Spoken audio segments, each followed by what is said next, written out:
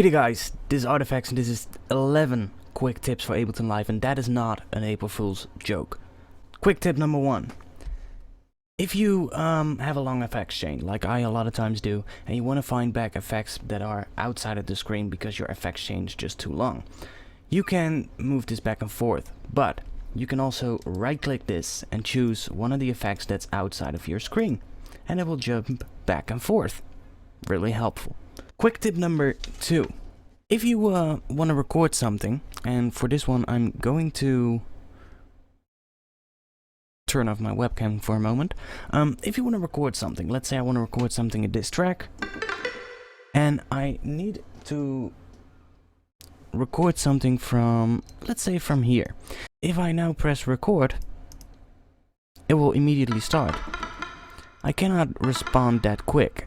So how are you going to do it? Well, what I like to do is set a count in. When I want to play something in on the keyboard, just set a count in. You can do that from the options. Go to preferences on the record tab and there will be your count in. But there's a much quicker way because you don't want to go into the options every single time. Simply right click that, there you have your count in options. Choose one bar, press record.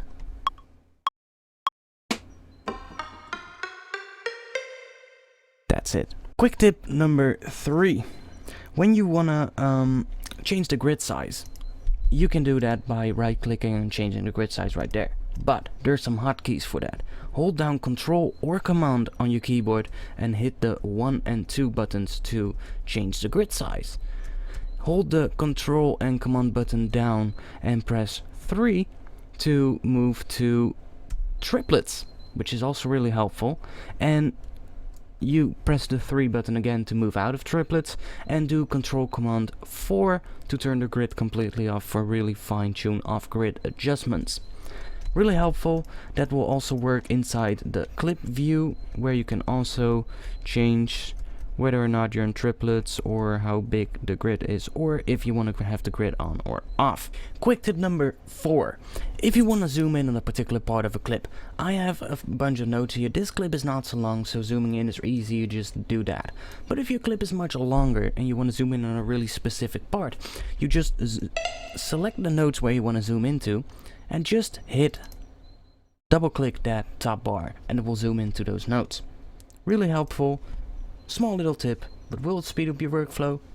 Maybe. Quick tip number 5. If you want to transpose notes up or down a full octave, you can simply hold the Shift key and press the up and down arrows on your keyboard to move them up in a full octave. You can do the same thing with the length of the notes. You can simply hold down Shift and press the left and right arrows to change the actual length of the notes, and you can combine that with the grid size. Let's say I want to have a smaller grid size because I want to make smaller adjustments. Now I hit the Shift key and I can make much smaller adjustments than I could before. Really helpful. Quick tip number 6. If you want to do automation, let me go to my one here. I have an auto filter set up right here. Let's say I want to do some automation. First, the hotkey to go into the drawing mode is the letter B on your keyboard. So press that letter B and you get that little pencil. If I now draw in some automation here, I will get these steps. So one of the ways how you can do it is simply press Control or Command 4 to turn the grid off, and then simply drawing, which will give you that nice smooth drawing mode.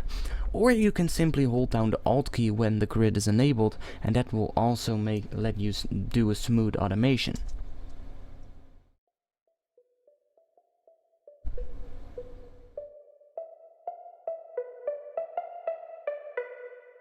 Really helpful. Quick tip number 7. If you have a knob, for instance this one, the cutoff, and I change it to a different value. Now let's say I want to change this back to its default value. How am I going to do that? Let's move out of drawing mode. Just select the knob and press the delete key on your keyboard. It will automatically move the knob back to its default position. Quick tip number 8. The Ableton Live delays have some really interesting modes that you can use. By default it's set to the fade mode. When I change the delay time, you will actually hear what it's doing.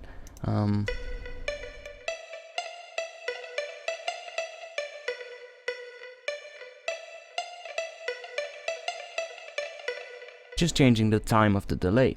However, if we set this to repitch mode, and you can do that by right clicking the title bar, and you get 3 different options. If we choose repitch mode, it will actually pitch the delayed signal up or down depending on whether we're speeding or slowing down the speed of the delay, and therefore it will sound like an analog, well, basically an analog tap delay or something like that. So it sounds a lot different. Just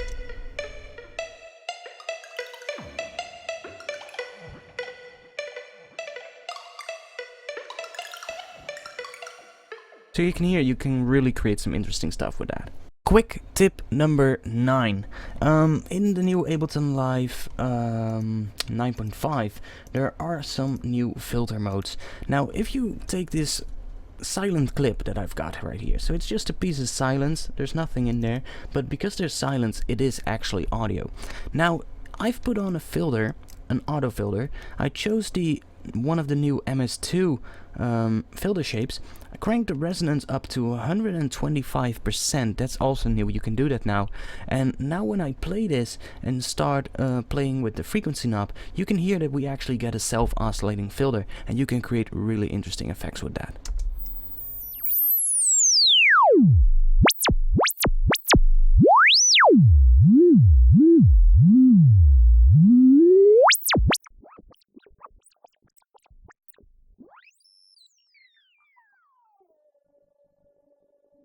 And we actually need to turn the filter off, otherwise it will just keep continuing, just keep going. Quick tip number 10. This is really cool as well. Creating build-ups. A lot of people who create build-ups, they do it the hard way. They put audio in on an audio track, and they just start making that, or they put it in a drum rack and start putting in the MIDI notes. There's a much more easy way, and I'll show you how I did that right here.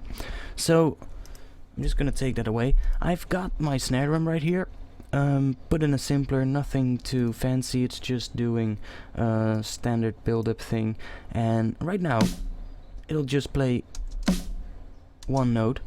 And what I'm gonna do is I'm going to my MIDI effects, choose the arpeggiator, and by default it's already set the right way. I'm gonna crank the gate up to 200%, and I'm gonna set this to 1/4. Now the key thing, what you want to do is you want to automate that rate. So I can automate it. I have a 1/4. Let's say I want 1/2 right here, or 1/8, sorry, so it speeds up. And then we're gonna do a 1/12 down here. Maybe not even, maybe just 1/8. And then let's do a 1/24 down here, like that.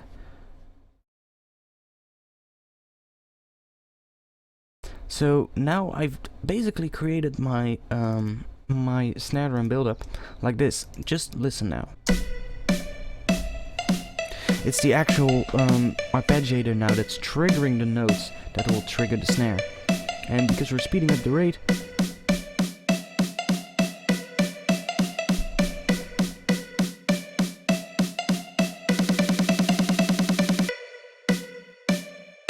so that's really helpful, really easy. Quick tip number 11, this is the last one.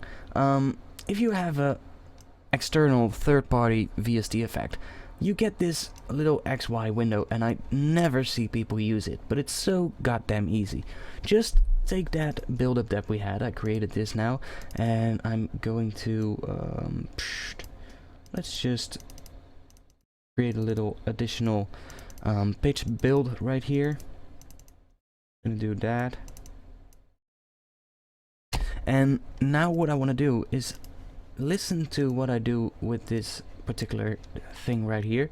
I have right here the Ubic effect, which is a reverb, and I mapped the decay to the horizontal axis of the XY axis and the mix to the vertical. So when I move these two, you can actually see now that these two knobs are moving.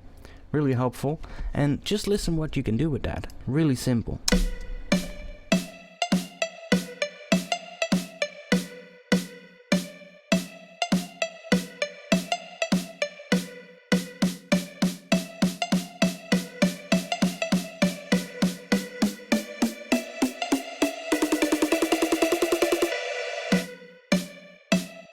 See? So you can create that effect really easily. That's it for today. 11 quick tips for Ableton Live. I hope you liked it. I'll see you back soon. Peace.